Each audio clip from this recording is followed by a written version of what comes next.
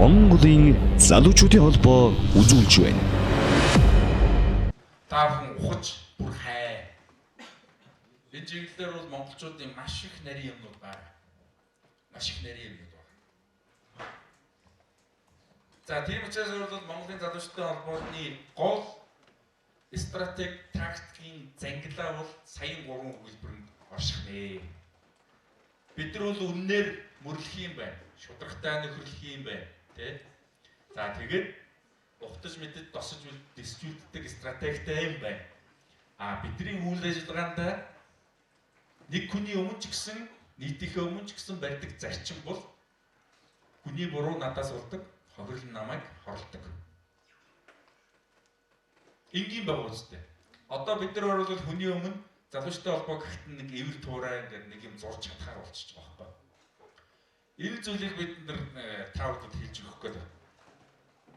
За бид нар их хурлыг 6 дэд ерөнхийлөгчтэй болсон. 6 дэд ерөнхийлөгч бүгд насны төлөөллүүд. Одоо бас биш гэхэд хамгийн залуу дэд ерөнхийлөгч 16-аас 19 настай, 16-аас 19 насны төлөөлөл. Өөрөөр хэлбэл Монголын залуучуудын холбоо бол бүх насны залуучуудад жигд ажил нь хүрдэг байх төслийг одоо энэ дэд ерөнхийлөгч нар хангах гэж байна. Тэрнээс энэ дэд ерөнхийлөгч нар мөнхөд ерөнхийлөгчтэй өрсөлддөг ерөнхийлөгч нар биш. Мөнхөд ерөнхийлөгчийн бодлогыг л тухайн насныхаа залуучуудад тухайн насныхны хэллэгээр хүргэж ойлгуулж хамтарч ажилладаг тийм их хүн. Би бол яаж ч хичээгээд 16-аас 19 насныхантай ойлголцох гэж бас овоо юм болно. Ердөө энэ удирдлагын одоо зүрхийг манай дэд ерөнхийлөгч нар арилгаж өгч байна. Нөгөө талаар уламжлалт шинжилэл. Бидний энэ бодлогыг мөнхөд явсны дараа баталгаатай тууштай өргөлжлөх баталгаа нь өнөөдөр ингээд энэ сууж. Дөнгөж 19 дэгээс яахгүй л ийм юм сонсцсон хүн энээс даг юм олохгүй бол юм хувирахгүй үү? Даг юм олохгүй бүр баталгаатай. Тэр шиг манай шинэхүү дэд ерөнхийлөгч байна. Бас ушийн дээдлийн насны англи. Одоо яг нэг оюутны насны англи. За тэрний дараагийн хэд болохоор одоо яг ажилтай залуучууд. За ингээд нэг 30 хэд гараад эхлэнгүүт л одоо жинхэнэ нэг карьерын жигдэрсэн ингээд сайхан залуучууд юу гэхээр тэдний хоорондоо бас ярьдаг яриа хэл өөр тий. Гэх мэтлэнгээр ингээд өөрөөр бол насны англи дээр нь залуучтай холбооны их хурл болоод ерөнхийлөгчийн бодлогыг одоо хэрэгжүүлэх ийм дэд ерөнхийлөгч нартай болсон. Дэд ерөнхийлөгч нар хариуцлагын орны дараг Ерөнхий нийгмийн шигэн даргын оруулаад 9 хүнийг өдөрт хороо гэж нэрлэдэг болсон. Хуучин бол бидэрт ийм байдаггүйсэн. Өдөрт хороотой болсон шүү. За хажууд нь хариуцлагын ороо байгуулсан. Хариуцлагын орооны хамгийн гол чухал зүйл бол түрүүний нөгөө бие биенээ хариуцах зарчим. Тэр зарчмыг эвдэж гин үү эвдэхгүй нү гэдгийг л хариуцлагын ороог хямд шалгадаг. Тэр хариуцлага бие биенийхээ өмнө хариуцах тэр чадамжийг л хариуцлагын ороо дэмжиж явах хэрэгтэй. Ийм л байгууллага. Хариуцлагын хорооны аймаг салбар нь болохоор хариуцлагын зөвлөл. Тэгээд ингэж үүсэж байна. За нэг чухал байгууллага орж ирсэн. Үндэсний залуучуудын зөвлөл. Үндэсний залуучуудын зөвлөл. 339 гишүүнтэй Монголын одоо бүх шилбэрүүд. 339 дээр чинь бараг 500 гаруй залуучууд 240 мянган төгрөгийнхөө дэмжигдлээ сая өрсөлдөж ингэж 339 гишүүнтэй үндэсний залуучуудын зөвлөлөөс. Дотроо 2 хуваагддаг. Чөлөөт болоод чөлөөт бусууд л ингээд. Чөлөөт бусууд нь одоо Баяр Магна. Аймгийн дарга бол автоматар үндэсний залуучуудын зөвлөлийн гишүүн. Тэр нь бол чөлөөт бус юм. Өөрөлд чөлөөтэй гарч орохгүй. Гарахын бол аймгийн чуулган байна. Аймгийн чуулган дээр Баяр Магнаас солигдчих юм бол үндэсний залуучуудын зөвлөлөөс автоматар гараа явчихна. Оронд нь сонгогдож орж ирсэн дарга үндэсний залуучуудын зөвлөлийн гишүүн. Ойлгомжтой тийм. За ингээд чөлөөт нь болохоор өөрөлд ямар нэг сонгуульт албан тушаалгүй Тэгэхдээ би үндсэн залуучдын зөвлөлд орд залуучдын төлөө юм хийнэ гэд байж байгаа. Одоо чөлөөт молекулууд. Дандаа ингээд өөрсдөө орно гэд сонгогдож орж ирж байгаа залуучууд байж. Тэр нэг 119 лөө те 110 үед болж 113 те. А чөлөөт бус суудлынх нь болохоор 200 үед болж. За ингээд үндэсний залуучдын зөвлөл үрдэж байгаа. Үндэсний залуучдын зөвлөлийн үндсэн бүтц нь болохоор Бангара. 16 Бангара байгаа. 16 Бангара залуучдын өмнө тулгуундаад байгаа асуудлуудын шийдлийг л боловсруулах үүрэгтэй. Эрүүл мэндийн, спортын, хөдөлмөрийн, боловсролын, хүмүүнлэгийн гэх мэт Бангара байна. Энэ дотор хамгийн чухал Бангара орон сууцны Бангара. Орон сууц бидний хамгийн зовлонтой асуудлын 3 дугаарт нийт. Хамгийн зовлонтой асуудлын нэгдүгээрт юу гэдэг бид хүрээ. Ажил хөдөл.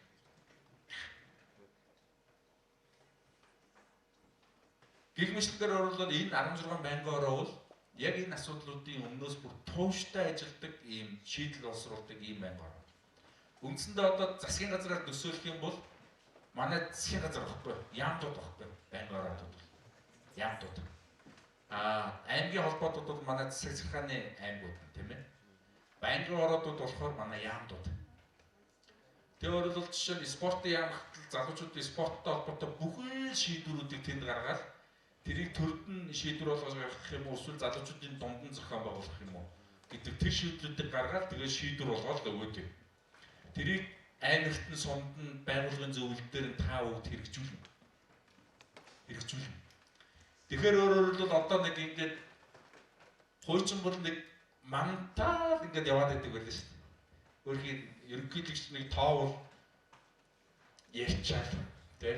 За нэг хотод хуралдуудад бол очиж нэг жоохон халуцчаад тэгэл буцаж ирээд нэг нийлээд суухаараа нэг ажил санаачлаа тэрийг нэг газ хийждэг. За тэгээд дараа сар хүртэл баяртай гэж алга болсон. Одоо бол тийм юм байхгүй болчихж байгаа гэсэн. Одоо та нарыг доороос ч нэг 10 туу зовоо. Дээрээс чи Бангарадууд зовоо. Хуучин жишээ залуучуудын өмнө тулгандаад байгаа асуудлыг хэн шийдэх юм гэхээр ерөнхийлөг шийднэ, гүйцэтгэх хороо шийднэ гэдэг ингээд хэлсэн. Одоо тийм үүрэг байхгүй. Ерөнхийлөгч бол энэ бүх ажлуудыг хийхдээ ерөөсөө тавд зөвхөн ерөнхийлөн өдөртөн чиглүүлэх дөрмийн үргээл гүйцэтгэв. Гүйцэтгэх хороо бол бүх бүтцийн бүх шатны байгууллагуудын хоорондын уялдааг хангах, бэлэн байдлыг хангах гэж байна. Хамгийн чухал үг нь бэлэн байдлыг хангах. Өөрөөр хэлбэл жишээ гүйцэтгэх хороо нэг аймаг ингээ бүр мартагдаад алга болчиход тэрийг мартагдсан үгүй юу гэдэг гүйцэтгэх хороо мэдчих хэвээр. Тэгээд тэрийг мартагдуулахгүй өргөлж өөрөлдөл шийдвэрийн биелэлтүүд нэг ч гэсэн залуу хүнийг орхихгүйгээр өөрөлдөл явдаг байх. Тэр бэлэн байдлыг хангах ажил нь гүйцэтгэх хорооны ажил. За ингээд бүтцийн хувьд бол ийм шин юмнууд бий болж гарч ирсэн. За гүйцэтгэх хороог бол ерөнхий нэрмжийн дараа хахалдаг. Ерөнхий нэрмжийн дараа бол ерөнхийлөгч шууд томилдог. Ийм хэрэгтэй болсон. Дээр нь бас нэг эрх байдаг. Ерөнхийлөгчийн байдаг маш том эрх. Хуучин бол ингээд одоо бусад намууд эдрийг харахаар баг хурлын ч юм уу үндэсний зөвлөлт хороонд хуралдах арга нэг намын дарга авах зурулах ажил яриад байдаг. Манайд бол тийм байхгүй. Манай үндэсний залуучдын зөвлөл ерөнхийлөгчийг оцруулах асуудал ярих юм бол ерөнхийлөгч төр дор үндэсний залуучдын зөвлөлийг тараах хэрэгтэй. Өөрөөр хэлбэл миний бодлогыг залуучуудын төвшөнд хэрэгжүүлэх ингээд тэр асуудлаас татгалж гин гэж үзээд үндэсний залуучдын зөвлөлийг шууд тараах хэрэгтэй байна. Одоо Монгол 3 ерөнхий сайттай гэдэг юм бол Монголын залуучдын холбоонд байхгүй. Ийм л бид нар болгож байгаа. Өөрөөр хэлбэл бид нар 25 жилийн хугацаанд ингээд хүмүүсийн хийсэн алдаануудыг өөрсдөө давтахгүй тул ингээд зассан маш олон дүрм дээр оруулсан шинэлэг зүйлүүд байна. Яг энэ шиг аймгийн тэргүүнийг баг чуулган болгоцуулж чадахгүй. Та хэд одоо баг чуулган гэдэг юугаа хийн штэ. Бүтцүүдээ хийн. Бүх аймаг 9 сар гэхэд баг чуулгануудаа бүгдийг хийгээд баг чуулганы гишүүнгээд 100 үйсэн гишүүн аймаг дээр дахиад чөлөөт бус чөлөөт гэдэг ингээд суудлаар орж ирэх штэ. Өөрөөр хэлбэл төвд хийсэн ерөнхий том толгой байгууллага дээр байгаа бүх бүтцийн параллел нь аймаг сум хүртэл явна. Холбоо гэж нэрлэгдэж байгаа бүх бүтц дээр явна. Тэгэхээр өөрөөр хэлбэл суман дээр хүртэл явна гэсэн үг. Баг чуулган гэдэг 119 гишүүнтэй аймгийн баг чуулган гэдэг зүйл үүснэ. Аймгийн баг чуулганаас бол аймгийн тэргүүнийг огцруулж яаж чадахгүй. Баг чуулган бол аймгийн тэргүүний бодлогыг хэрэгжүүлэхэд дэмжлэг үзүүлж ажиллах ийм л үүрэгтэй болж. Баг чуулган дахиад дотор байнгын ороонуудад хуваагдана. Доот нь 16 байх ёстой. Яг тэгэхээр төвд 16 байгаа учраас. Тэгээд тэр 16 дээр аймгийнхаа онцлогийг нэмээд шинээр байнгын ороонууд, залуучуудын асуудал байгаа байнгын ороонууд нэмээд. Жишээ нь малчин залуучуудын асуудлаар одоо малчтын байнгын ороо гэж жишээ нэмж болно. Жишээ нь одоо өмнө говийнхан бол уул уурхаан байнгын ороо гэж нэмж болох нь. Уул уурхаатай холбоотой гарч ирж байгаа асуудлууд дээр ажилладаг. Гэх мэтлэнгээр өөрөөр хэлбэл бид нар төв байгууллага бол дөрмөр бүх холбоотуудад бүх шатны холбоотуудад бол хамгийн байх минималыг л өгч байгаа. Та нар тэрийг өөрөөр хэлбэл дээшлүүлээд бүр төгөлдөшүүлээд өшөө яачч нэмж болно л гэсэн үг. Яаж нэмж болно. Гэхдээ тэр механизмууд бүгд ажилтдаг л байх хэрэгтэй. Тэрнээс шууд нэг харсан чинь аймгийнхан залуучтай холбооны бүх гишүүд нь бүгдээрээ дарга болчихсон сууж иж болохгүй шүү дээ. Гол нь ажилтдаг л байх хэрэгтэй. Ийм өөрчлөлтүүд хийсэн байж байгаа. За дараагийн хамгийн чухал өөрчлөлт. Дахиад бид нар нөгөө залуучуудаас тасарсан гэдгийн баталгаа. За Монголын залуучтай холбооны гишүүн яг айлын гэхээр өөрхий аймаг дээр баяр магнаа тэгээд 17 тэргүүлэгчийг нэрэлтэй. Чи гишүүн мөн шүү дээ. Би юу? Мөн шүү дээ. Мөн чи тэттэй өстэй. Бэтгүү. Гишүүний 3 ангилаад гишүүн, хотын гишүүн, сонгуульд гишүүн гээд 3 ангилаад 4-нд оруулаад өччихсэн. Одоо бид нар гүйцэтгээрөө гишүүний үнэлэхний одоо юунуудыг бэлдэж байгаа системүүдийг дээр нь тэр N1-ийн MYF-ийн мэн үнэлэхний систем хоёрын хооронд нь холбоод бүх залуучуудын холбооныг одоо залуу гэж ойлгож байгаа гишүүдийг бид нар бүртгэх ажил явуулна. Бүртгэх ажлыг явуулна. Энэ бүртгэх ажлыг явуулснаар өөрөлдвөл бид нар нөгөө 100 мянган хүнд хариуцагддаг нэг дарга юм уу? 20 мянган хүнд хариуцагддаг нэг дарга юм уу? Чи 20 мянган хүнд хариуцагдж байгаа дугаар хорооны, дугаар гудамны, дугаар тотын залуу юм уу гэдэг тэр бүх зүйлийг бүгдийг тодорхойлох гэж. Одоо хуучин аймгийн дарга ч юм уу эсвэл нэг залуучтай холбооны дарга бол би тийм ажил хийгээд тэгээд ингээд ингээл нэмэрэл гэдэг л. Дээрээс нь эргээл би ер нь бүх залуучуудтай хүрч ажиллаж байгаа. Тэг хүрсэн юм уу хүрээгүй юм уу гэхээр тоол битдэг. Тэгээ нэг залууд нэг хүрсэн юм уу хоёр хүрсэн юм уу гэхээр хэлж мэддэг. Ийм байсан. Одоо ийм юм байхгүй бол өөрөөр бүгдээрний бүртгэх нь идэвхтэн гишүүн гэдэг бол ерөөсөө 1000 төгрөгийн татвараа төлөөл идэвхтэн гишүүн болоод үнэлэх авчиж байгаа. Өөрөөр 1000 төгрөгийн үнэлэхний үнэлэхгүй. Тэгснээр чи өөрөөр бол бүтцийн бүх шатны сонгуулиудад өөрөө сонгогдох эрхээ олж авч байгаа. Зүгээр гишүүн бол сонгох эрх байхгүй байна шүү дээ. Тэр эрх нь хэрэгжихгүй. Зүгээр гишүүн бол хэд чарэгцдахгүй гээл өрхий явж байгаа юм шүү дээ. Хариуцагддаг болмоор байна гэд идэвхтэн гишүүн болоод үнэлгээ аваад эхлэх юм бол чи сонгож болно, сонгогдож болно. Дээр нь чи хариуцдаг гэж байгаа шүү гэдэг. За сонгуульд оролцоод сонгогдоод гараад ирж байгаа одоо сонгуульд шүү нэ аймгийн дарга тэргүүлэгч гэ сумын дарга тэргүүлэгч байнгын орооны дарга гэдэг сонгуульд ажилтнууд эдний татвар дахиад өндөр байгаа. Татвараа ямар болгохыг дахиад суур татвар дээр нэмэх нь тэдгээд дахиад ингээд шат шатандаа өөрсдөө шийднэ. Шат шатандаа өөрсдөө шийднэ. Тэгээ өөрөөр бид гишүүдийн хувьд ингээд маш тодорхой бүтцтэй болчих. За нэгэнд гишүүд бүгд хариуцагдчихлаа. Гишүүд бүгд ингээд өөрсдийнхөө ингээд сонгогдох ингээд бүх эрхүүдээ олоод авчлаа. Ингэсээр бол бидний тулах ёстой цэг бол 800 мянга байгаа. 800 мянга. Энийг бид нэр 16 оны сонгуулийн кампанид зарлагдахаас өмнө хийж дуснаа гэж ингэ төлөвлөж байгаа. Ойлгосон дээ? 10 удаа бид нар шинэ жилээс өмнө байгуулад дуусна. Гишүүнчлийн бүртгэлээ хийгээд датвараа цуглуулад, үнэлгээнд тараагаад сонгуулиас өмнө дуусгав.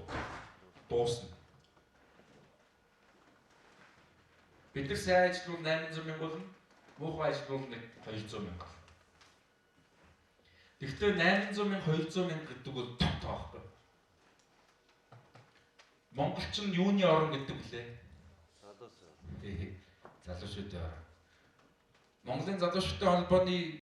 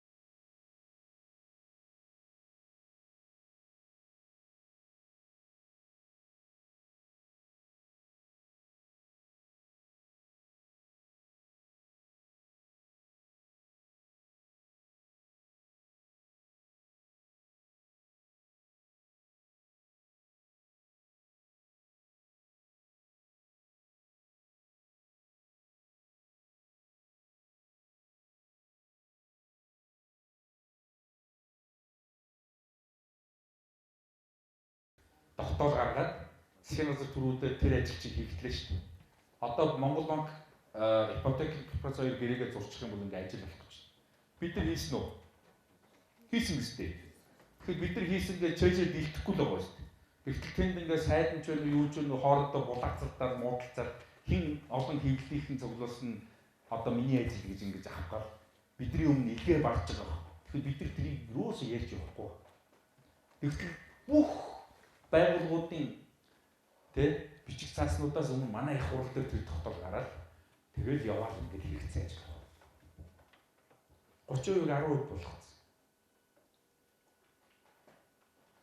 Одоо би нөгөө гишүүнтэй болсны дараа юу хийх үү гэдэг нөгөө 3 дугаар багц тогтоолууд руу орж ирж байна. Одоо орон сууцны зах зээлийг халааж энэ зээлүүдийг ингээд биелжүүлэхэд дахиад 280 төгрөг хэрэгтэй. Энэгээр тэр зээлийн дэмжлэгийн санг ипотекийн корпорацид зориулж үүсгэж өгөө гэдэг засгийн газар шахаж байгаа. Монгол банк хоёр. Энэ эдийн засаг Монголын эдийн засгийг ерөөсөө 480 төгрөгөөр халаажуулахыг өмнөх засгийн газар харуулсан шүү дээ. Тэгж халаасан байхгүй. Халаасны хүчин дөр бол хямралтай хямралгүй гэх ингээд маргаад байсан боловч өөрөлд хямралын солиушн нь өөрөлд мөнгө хэвлэж халааж хийгдсэн тэр л ажил болсон. Зарим нь болохоор юугаар орж Чингис бондор орж ирсэн, зарим нь бол тодорхой хэмжээнд бол санхүүгийн зохицуулалтууд хийж гаргаж ирсэн ийм л ажил.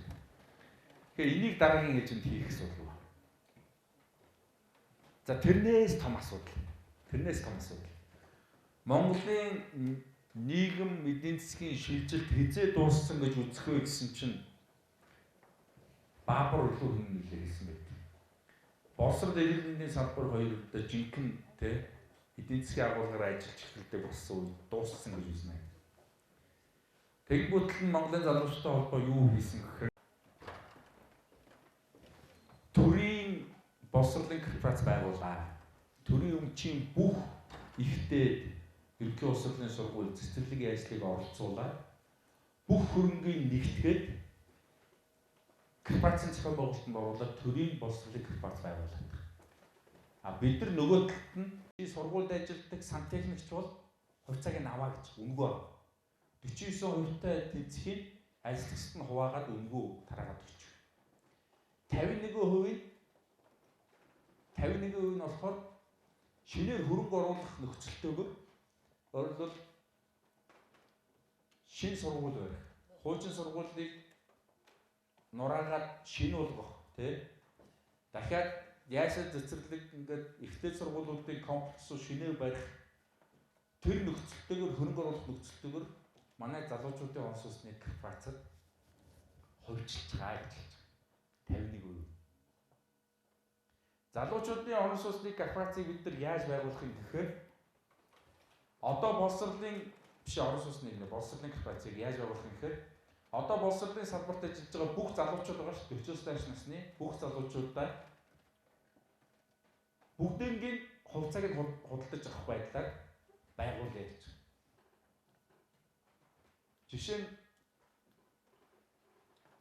хувьцааных нь нэрэлсүү 10,000 төгрөг байхад чи 10 хувьцааг 100,000-аар нэг удаагийнхаа цалин дээрээс ингээд худалдаад аваа гэхэд бол залуучууд авнаа гэж хэлдэг. Авнаа гэж. Тэгэхэд өөрөлд тэр хоёр салбар дээр 300-300-аад мянган ажилласан байгч байна. Тэрний 70% ингээд бодохоор нэг ойролцоогоор 160 мянга. За 10 мянга гэж бодохоор өөрөлд эхний ээлжинд нэг 16 орчим болж ирэл байна. 1.6 тэрбум. Өөрөлд 1.6 тэрбумтай эхний корпорац ингээд үүсэж гарч ирж байгаа. Гэхдээ хувьцаа эзэмшигчийн тоо 160 мянга байхгүй. 160 мянга. Монголд ийм нэг ч корпорац байхгүй.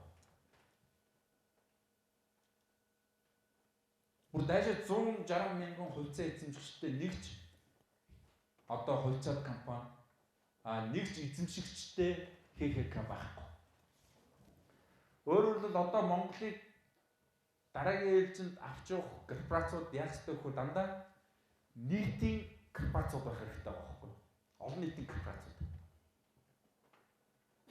Бүх хувийн корпорацууд явсараад хөгжлийнхөө шатнд бүх хувьцаануудаа дандаа олон нийтэд зарсан байдаг, гаргасан байдаг.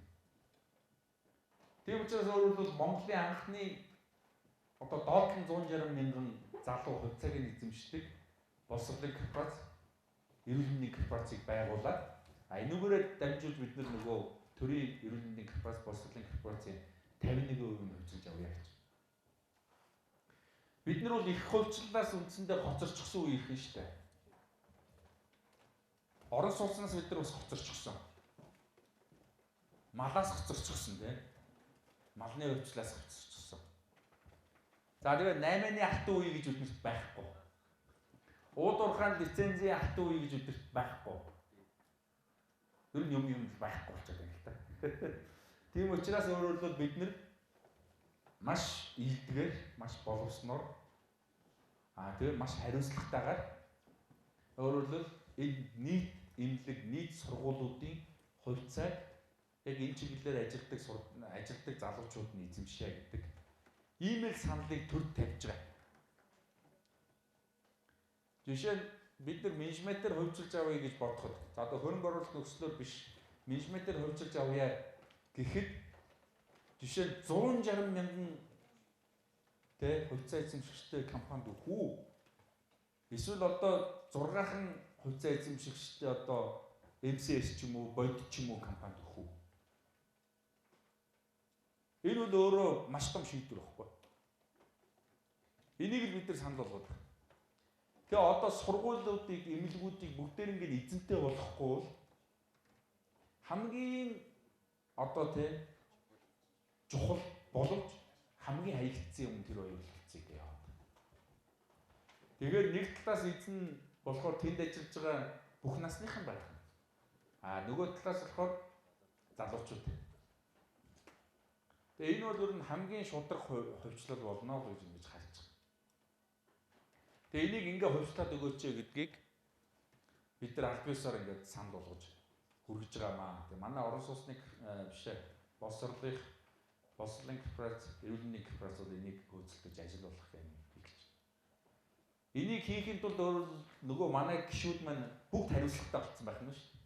Гишүүн үнэлгээ авчихсан, юу хийж байгаа, яах гэж байгааг юуны төлөө бид нар нэгдсэн байгаагаа ойлгочихсон. Тэнгүүд ард дээрээ ярих нь шүү дээ. За ийм хувьцаа гэхээр манай арвтын хүрээнд 5 ийм хувьцаа санал болгох нэ.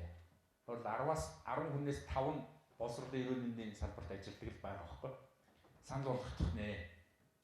Эсвэл манай ээж дээр аав дээр санал болгох. Гэхдээ манай ээж аав бол энэ хувьцааг авахгүй гэдэг юм аа. Тийм учраас хэдүүлээ мөнгөө нийлүүлээд энэ хувьцаануудыг ингээд авъя.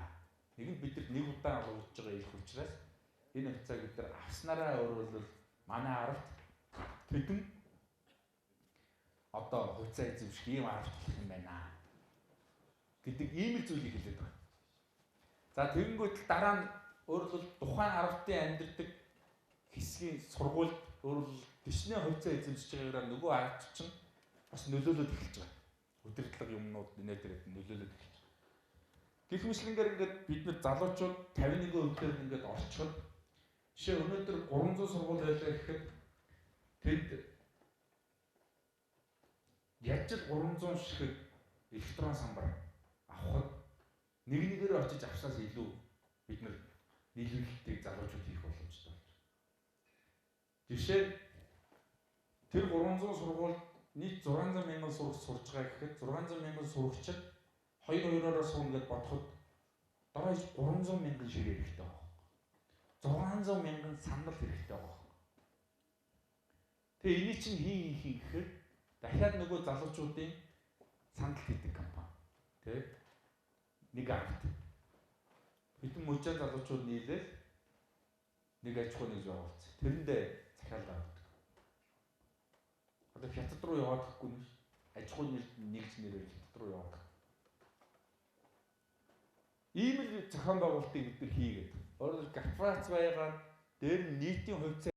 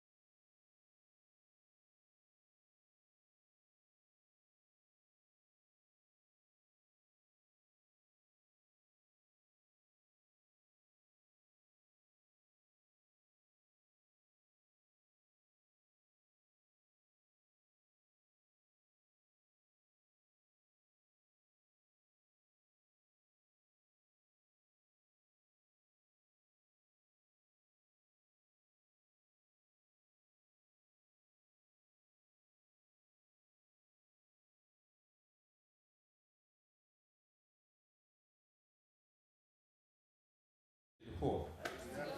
Тэгээ энэ бол үндсэндээ бол 25 жилийн дараагийн одоо Монгол улсыг авч явах дараагийн одоо бүхэл бүтэн үеийг гаргаж ирэх ийм том ажил юм шүү.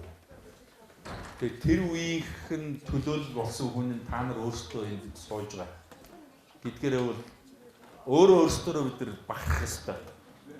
Тэгээ бид нар 10 жилийн өмнө ч юм уу 20 жилийн өмнө ч юм уу эсвэл магадгүй 5 жилийн дараа ч юм уу 8 жилийн дараа байсан бол бидэрт энэ боломж олдохгүй байх байсан. Тэгэхээр яг өнөөдөр бидэрт олдсон боломж бол энэ.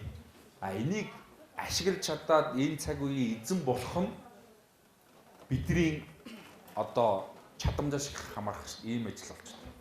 Тэгэхээр цаг үе бол яг л тухайн цаг үедээ эздээ тодорхойлж тухайн цаг үеийнхээ удирдагчныг өөрсдөө л гаргаж ирдэг.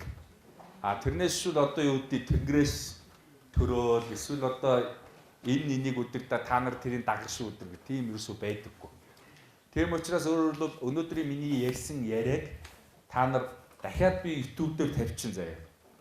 Хэд дахин сонсож, хэд дахин ойлгож яг өөрийн болгонгүйтлээ маргааш нь гяс нэг 10 хүн зоглуулж хагаад яриад тушаад үзэрэй заяа. Тэгээд тэр 10 хүндээ ойлгуулад болж явах юм бол дараа 7 хоногт 100 хүн цуглуулж байгаа яа. Гэт ингээд нөгөө 10-10-аараа ингээд үрчээд явчихна. Тэгээ өөрөөр бол 10-туудаа байгуулах юм уу? 10-тыг яагаад байгуулж байгаа? Бид нар төр байгуулах хамгийн систематик, хамгийн анхан шатны нэгжийн зөв хийхийн тулд бид нар ингэж хийж байгаамаа гэдэг юмыг хэлнэ. Энэ бол их том юм. Өөрөөр бол одоо их том ойлголт. Нөгөө талаар чамайг ингээ хариуцдаг 9 хүн бий болгож байна гэхээр тухайн хүн дээр нь болгож ирж байгаа юм. Зүйл. Тэгэхээр хүн бодно шүү дээ. За дээр байгаа юм, энд байгаа юм бий байна. Ингэх юм бол надад ийм юм байна. За болж юм. Тэ мэ? Тэгээ өөр хэн ч ийм юм залуучуудад санд болгохгүй байгаа учраас бүгд бол энэ рүү маш хурдан ингээд орчихно. Тэгэхээр хэдүүлээ энд яг ярьсан сонссон юмнуудаа өөрийн болгоод мөнхөтөр ингэж ярьсан юмаа гэж ярих юм бол та нар айгүй ихтгэл өмшөлгүй юм ярьж байгаатай адилхан юм бол. Тийм учраас яг л өөрийн болгоод тий бид нар бол яг энэ цаг үеийг ийм цаг үеэр солих ийм үеийн эзэдэн юм аа. Энийг хийх хүмүүс нь өнөөдөр бид нар юм аа. Хийх одоо багийн нэг шүн чи юм аа гэх нөгөө хүндээ сайхан ач холбогдол өгөөд тэгэл залуучуудаа сайхан босгоод 10-10-аар нь багцлаад ингээд 100,000 та 10,000 та 100,000 та байгуулад ингээд жигдлээ сайхан тавьчихнаа. За ингээд хавар ингээд хар жагсаалтаа бид нар хий чинь цагаан жагсаалтынхаа гаргаад тавьчихна. Дээр нь ингээд капаци юмнуудыг ч гэсэн одоо төрд байж байгаа хүмүүс их хурлын хийж гисэн бас буултууд хийгээд нэлээд хэсгийг би бол явуулах гэж найдаж байгаа. Хэрвээ одоо жишээ нь Арц намынхан энэ чиглэлийн одоо сан санаачлуудыг дэмжихгүй тохиолдолд бол эргээ бид нар залуучуудыг бол жишээ нь тэр намд санал өгөөч гэж хэлэх ямар ч юм үүсэхгүй. Өөрөөр хэлбэл одоо хин хэндээ ашигтай байя. Бүгдээрээ энэ өөрөөр хэлбэл сонгуулаар үр дүнгийн нийтээрээ ингээд хүртдэг. Бүгд ингээд вин-вин байдаг. Бүгд ялдаг. Тэ? Ийм болёо. Нэг нь ялдаад бусд нь ингээд молигдуулаад ингээд өнгөрөөд үүдэг. Энэ юм ал болиё гэж хэлээд байгаа байхгүй. Дээр нь олон нийтийн компанитай холбоотой гол юмнууд ч гэсэн ингээд маш их дэмжлэг авч явна. Тэгээ яг энэ одоо жишээ нь сургууль, эмнэлэг гэдэг хамгийн ашиггүй юм олон нийтэд өгөх гээд байгаа шиг ингээд сонсогдож байгаатай яг адилхан нөгөөдөлд нь бас хамгийн ашигтайг нь олон нийтэд өгдөг хувилбарууд бас байж болж байгаа. Хувилбарууд байж болж байгаа. Жишээ нь одоо оюутлогын 34% тодорхой хувийг олон нийтэд шилжүүлэх хувилбар болж байна. 5-7 нөгөө 1092-ыг яг бодиттой мөнгөтэй болгох ажлыг бас зохион байгуулах ажил байж болж байна. Тэгээ энэ бүх юм ингээд хөрөнгөний биржээс илүү маш ингээд зохион байгуулалттай ажилтыг манай энэ схемээр ингээд бас дамжуулж хийх ийм хувилбарууд байж. Дараагийн бидний бас нэг төлөвлөж байгаа чухал юм болохоор хөдөө аж ахуйн корпорац байгаа. Ерөөсөө Монгол өрх болгоныг малтай болгоё гэж хэлж байгаа. Монгол өрх болгоно. Тэгээ Монгол хүүхэд болгон төрөхт нь нөгөө 50 хоног нөгдөг болъё. Нөгөө хүүхэд төрөхтэй хүнстэй. Тэр чинь өөрөөр бол би чинь бас нэг хариуцагдсан юм байна штэ. Би чинь нэрээ ингээд бас үүрэгтэй шүү гэдэг ингээд тийм ээ. Тэр бүх юмнуудаа мэдрүүлэх тогтолцоо авахгүй. Тэр юмнуудаа бид нар бас хийж хөдөөж байгаа корпорац гэж байгуул. Дээр нь хотод ажиллаж байгаа залуу бол жишээ би бол Баянгор аймгийн Эрдэнэ зах суманд нэг залуугийн малаа хариул болдог.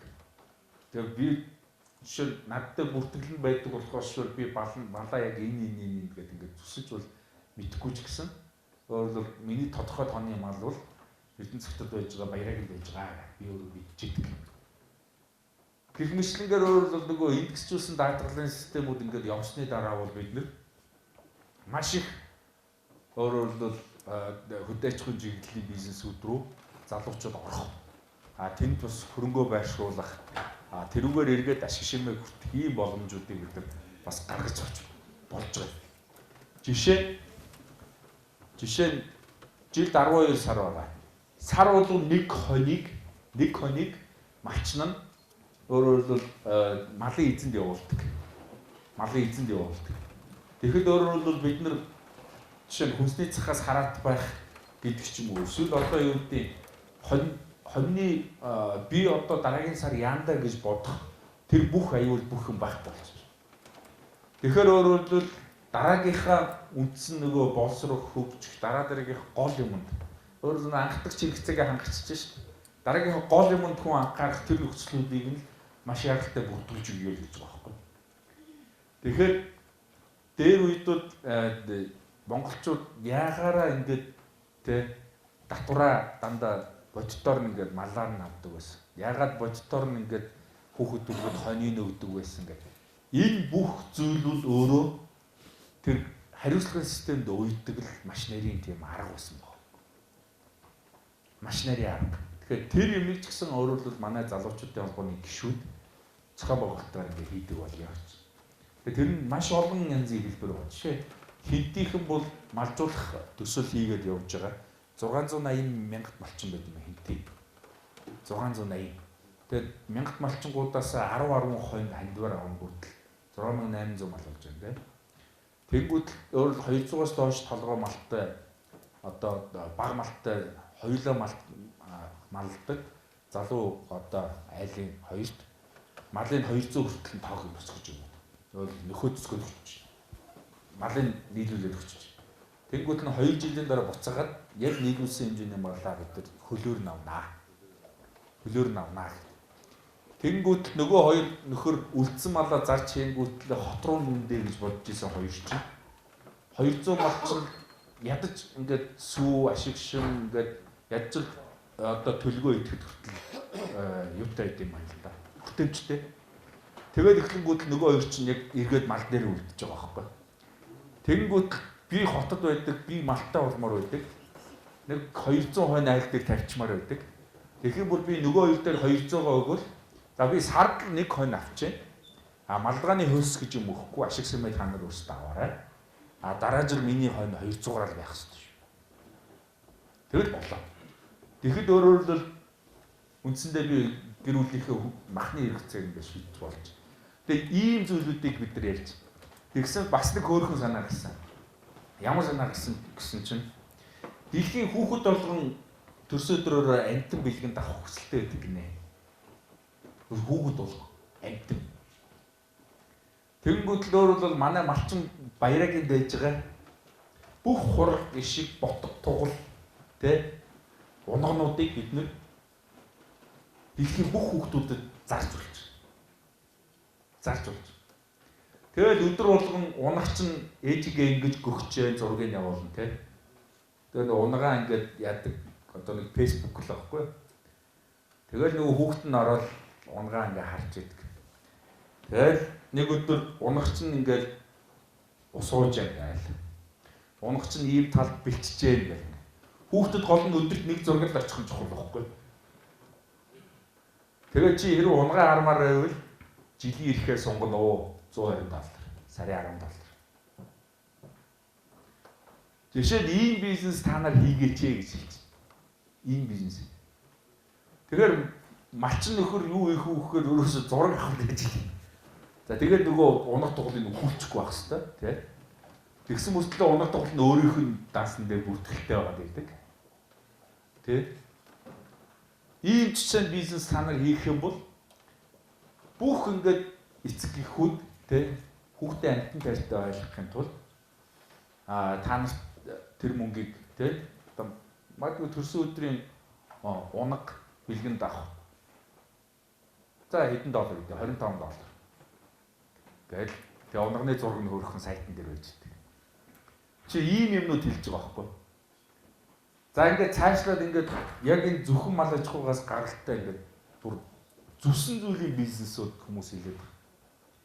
Тэгээ энийг хий гэхээр бид нар ч юу хэрэгтэй нөхөөр хариуцлагатай, маш хариуцлагатай бие биенээ хариуцсан өөрөөр малчин залуучуудын ингээд группүүд хэрэгтэй байна. Тэгэхээр энийг бид нар юугаараа бүрдүүлэх вэ? Залуучтай холбоогоор бүрдүүлэх боломж байна.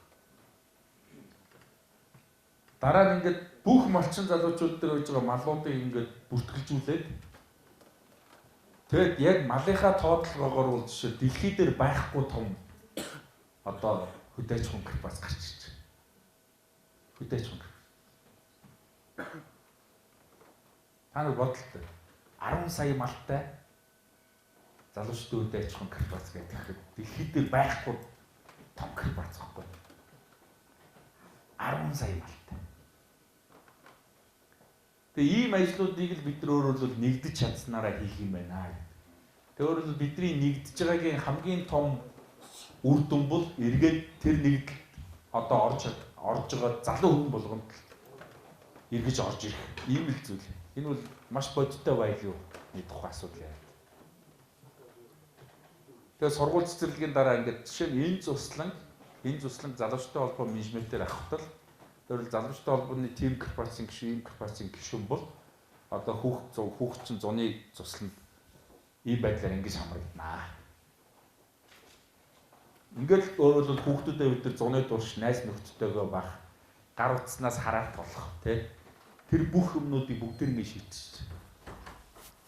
Гэгмэшлэгээр ийм олон даваа юмнууд үүсэх нэ. Тийм учраас энийг хийж чадах юм бол бид нар Монголыг одоо нүрийн угаасантай яг адилхан ийм л зүйл болно гэж юм шиг ойлгож байгаа. За асуулт байна. Одоо ганцаараа яриад олоолаа яриад. Асуугаад эргэлзэж байгаа санаа оноо энэ нь юу яах юм гэж байгаа зүйлүүд байвал нэрхтээ хэдүүлээ ярив.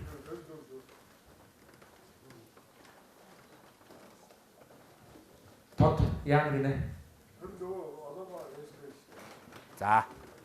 За саналтай асуулттай өгнө үү?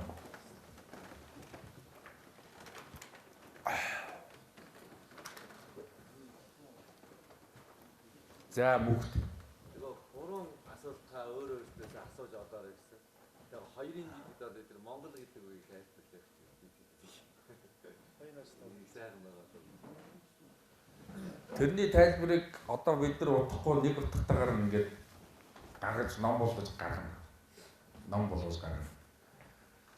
Тэр үл өөрөө маш их олон 100 жил ингээ монголчуудыг одоо өнөөдрийн түвшинд нь хүртэл нь авч явсан юм нарийн баг. Тийм учраас тэрийг одоо юу гэдэг одоо энэ тайлбарлана гэх юм бол дахиад 2 цагийг хийх болно.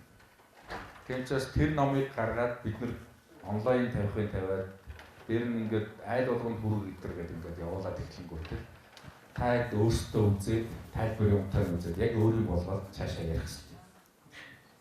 Одоо түрүүний нэг юу байсан шүү дээ. Омог ордон байгаа. Тэгээ дараа нь цэвэр ариун байгаа. Тэгээ цэвэр ариуны дараа болохоор итгэл төгс болж байгаа.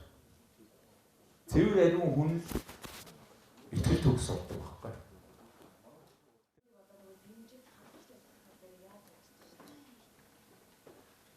Одоо танай гэж ярихгүй шүү дээ.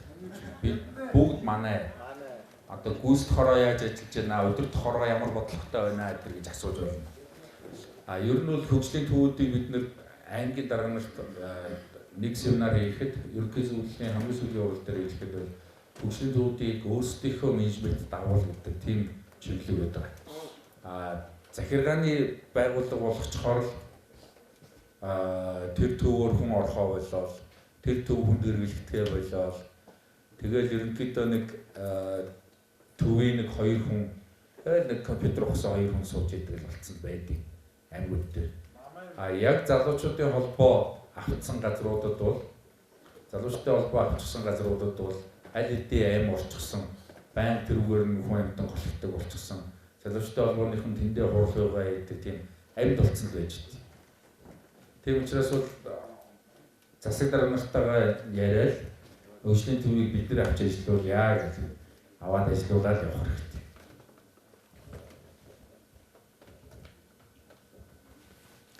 За ерөнхийдөө сайн ойлгосон юм байна. Манай нэг залуу жоохон бор дарсаа гэтүүлж орж ирчээд жоохон төөрөөд хөдлөөд л яваад шүү. Тэгээ найз нөхд нь авч хариуцаад түрүүний юмнуудыг ойлгуулчихна гэж тийм ээ. За ингээд дуусахгүй.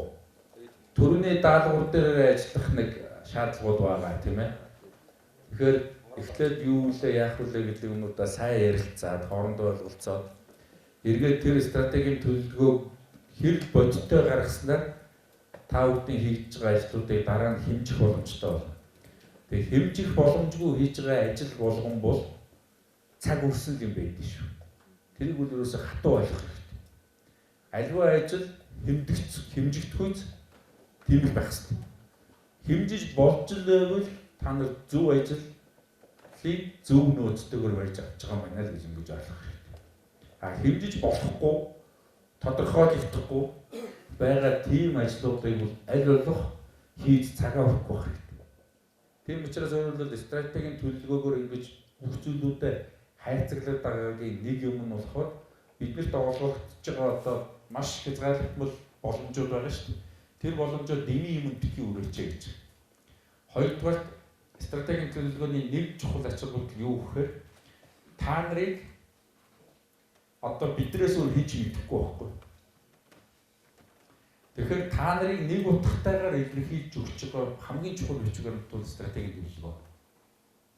Өөрөөр хэлбэл одоо Баянгар аймгийн залуучдын холбооны стратеги төлөвлөгөө, Баянгар аймгийн залуучдын холбооны санхүүжилтийн стратеги, олон нийтэд харилцах стратеги гэдэг ингээд 3 бичвэрүүдийг та боловсруулаад гаргаад ямар ч гадны байгууллага дотоодын ч бай, гадаадын ч бай, ямар ч хүн, ямар ч шинэ гишүүн болох гэж ирж байгаа хүн, за энийг эхлээд нэг уншчих. Энийг уншичаад тэгээд дараа нь хоёулаа ярилцаад тэгээд тодорхойлох зүйлүүдэд тодорхойлоод явъя гэдэг. Ийм л зүйл байхгүй. Одоо ингээд Монголын залуучдын холбоо гэж тэгэхээр аль намынх хүлээ гэж хэлдэг байхгүй. Аль намынх хүлээ. Энэ чинь тэгээ одоо ер нь яатын. Гүү та нар чинь ер нь улс төрийн үйл ажиллагаа явуулах гэдэг юм уу? Та нар чинь тэгээ одоо ингээд мөнгө төрөг ярьчихаар дараа нь ингээд тайлгад авахгүй алга болчих юм уу? Тэ? За ингээд та нар чинь ерөөсөө хутлаа ингээд шоудаад идэг хүмүүс юм уу? Янз бүрийн асуудлууд гараад. Тэгэхээр асуудлуудыг та нар ингээд өөрсдийнхөө ойлгосноор ерөөсөө хариуцлахгүй. Асуултыг ерөөсөө стратеги төлөвлөгөөр л шууд таглах хэрэгтэй. Яг энэ стратеги төлөвлөгөөн дээр бичигдсэний дагуу манай ингээд бүх үйл ажиллагаа, бүх ингээд төсөлдөх бүх юмыг энэгээр ойлгоо гэдэг ийм л зүйлийг стратеги төлөвлөгөө өгöd байна. Тийм учраас өөрөлдөл бид нартэй хамтарч ажиллах гэж байгаа бүхэл талуудад өөрсдийгөө бүрэн утгатай илэрхийлж байгаа бичиг баримтууд стратегийн төлөвлөгөө байхгүй. Тэгэхээр стратегийн төлөвлөгөөг бол бүр байгууллагын залуучдын зөвлөл хүртэл хийх ёстой. Байгууллагын залуучдын зөвлөл яагаад байгууллагад хэрэгтэй гэдгийг та нар стратегийн төлөвлөгөөр нэг утгатай ойлгох ёстой. Одоо өнөөдөр жишээ нь маш том компаниуд, жишээ нь MCS анх залуучдын холбооны салбар зөвлөл байгуулна гэхэд ойлгохгүй байсан байхгүй. Та нар дараа нь бужигнуулаад айгүй үйлдвэрчний үйлд шиг ингээ ажил маялт болоод ингээ баларна. Тэгээд дараа нь ойлгож эхэлсэн. Нөгөө хүний нөөцийнх нь хийж чаддаггүй байсан түмэн ажлыг нөгөө залуучдын зөвлөл нь машигдчихдаг байсан. Тэгээ өөрөлдөл нөгөө залуучууд захирлал болохгүй байна, компани болохгүй байна гэдээ яриад байдаг байсан юмнууд нь дийлэнх нь өөрсдөө болохгүй байгаа учраас болдгүй байсан юм болоод өөрсдөө тэрэндээ тэрийг хүлээн зөвшөөрөөд өөрсдөө засах юмнуудаа залуучууд нь компанийнхаа тусалцаатайгаар хийж эхэлж байна. Дээр нь захирал нь нэг 10 орон сууц хуваарлах болдог. Хэн нөхөө мэддэггүй. Хүний нөөцөөс асуугаар хүний нөөц нь танд мэддэг ч юм уу ингээ өгөнд ордог хэдэн үндэ өрчихгүй байдаг. Тэнгүүд яадаг болсон гэхээр залуучдын зөвлөл өөрсдөө шийдэл 10-га хуваарлах болчихсон. Тэнгүүд залуучдын зөвлөл дээр очингууд нөгөө төчөөстэй жинхэнэ хурал болно шүү дээ. Тийм учраас өөрөөр бол захирлуудын өмнө байдаг хүний нөөцтэй холбоотой. Дээр нь одоо компани ингээд зорилго руу нийт ажилчдыг чиглүүлэх ингээд гол хүний нөөцийн удирдлагатай холбоотой ингээд бүх проблемуудыг залуучдын зөвлөл шийддэг болсон учраас одоо залуучдын зөвлөл дээр төсвөлдөг, мөнгөний тавьж өгдөг.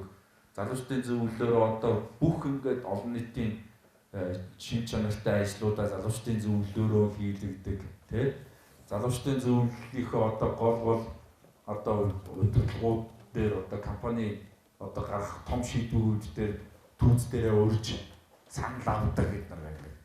Өөрөөр нөгөө компани засаглалын хувьд илүү нээлттэй болох компани одоо үндсэн зорилго буюу одоо нөгөө ашигыг тогтвортой олох тэр зорилго руу өөрөөр компани нийт хүний нөөцийг төвлөрүүлэх чиглэл рүү хамгийн их төвшөлттэй алхмыг энэ залуучдын зөвлөлөд амжиж шийдэх болчихсон. Дээр нь ингээд ижил төрлийн компаниуд тухайн салбар гэдэг ингээд маш олон зүйлүүдтэй нөгөө залуучууд давхар хариуцагдаад зөвхөн компани өгдөг байсан сургалтаас гадна маш их олон одоо өөрсдөө чадахжуулах зүйлүүдийг нөгөө байгууллагуудаас олж авдаг болчихсон. Эргээд компани муулаад байдаг байсан чинь манай компани шиг сайн компани байхгүй юм байна гэдгийг бусад салбарын залуучуудтай нийлэнгүүт нөгөө болж ойлгоод эхэлчихсэн. Тэгэхээр бид нар жишээ нь Монголыг муухайх хичээд Монголоос өөр их орон олж авч чадахгүй л байхгүй. Тэгэхээр Монголыг муухай ушуулгах юмыг бид нар өөрсдөө л янзалж хийнэ. Тэрнийг яг жижиг проектсэн хувилбарыг л компани дээр залуучууд олж авдаг. Тийм учраас өөрөөр байгууллагын залуучдын зөвлөлийг байгууллагын одоо удирдлагууд эздэд маш зөв тайлбарлах юм бол байгууллага дээрх залуучдын зөвлөл бол ёстой борооны дараах мөг шиг гарч ирж байгаамаа. Тэгээд тэд нар бол жинхэнэ хаанарт одоо мэрэгжил арга зүй ингээд бүхий чиглэлээр хамгийн том дэмжлэг өгч. Дээр нь компани залуучдын зөвлөл бол одоо биднийг ямар нэг ингээд арга хэмжээ зохион байгуулах. Жишээ нь бид нар энэ жил Азийн залуучуудын чуулганыг хийлээ. Дараа нь Зүүн Хойд Азийн сайн дурынхны чуулган гэдэг Монголд хийлээ. Гэт энэ бүх арга хэмжээнүүдийг хийхэд манай байгууллагын залуучдын зөвлөлүүд дээд зэргээр тусалж байгаа. Ядч л нэг нь үйлдвэрлэдэг бүтээгдэхүүнээ бариад ирдэг. Манай компани бэлэн мөнгө хандуулж чадахгүй байна.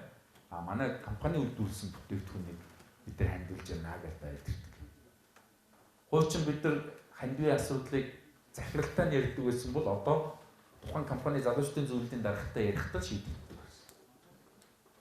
Тийм учраас өөрөөр хэлбэл энэ бол маш том давуу юм. Тийм учраас аймаг дээрээ байгаа бүх байгууллага дээр залуучдын зөвлөлийг байгуулах хэрэгтэй шүү. Тэгээ баг дээр бүх потенциал байгаа хэрэг. Баг дээр бүх потенциал байна. Эцсийн шийдвэрлэгч бол ард түмэн. Бидний ард түмэн хийн залуучууд байхгүй. Тэгэхээр эцсийн шийдвэрлэгч дээрээ хурж очиж ажиллаж чадахгүй байх юм бол та нар өдөртөгч болоогүй байна л гэж ойлгох. Өдөртөгч болоогүй байна л гэж. Тэр учраас одоо хурдан аргатай байх хэрэгтэй. Одоо дараагийн удаа уулзах танах хэдэн аргатай болж байна. Танай аргатууд хэр зохион байгуулалтанд орж байна.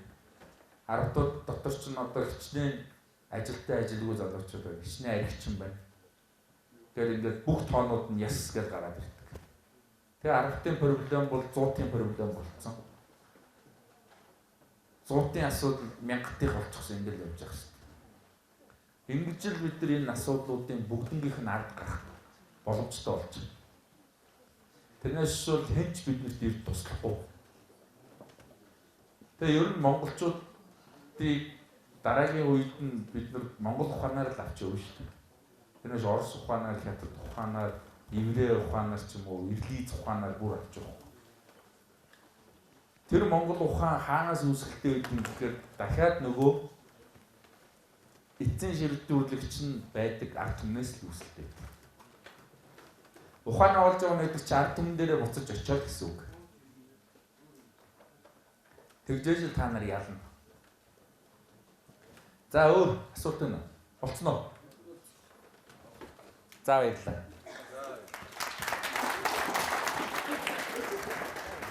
За ахын цагаан гарган хэсэгтээ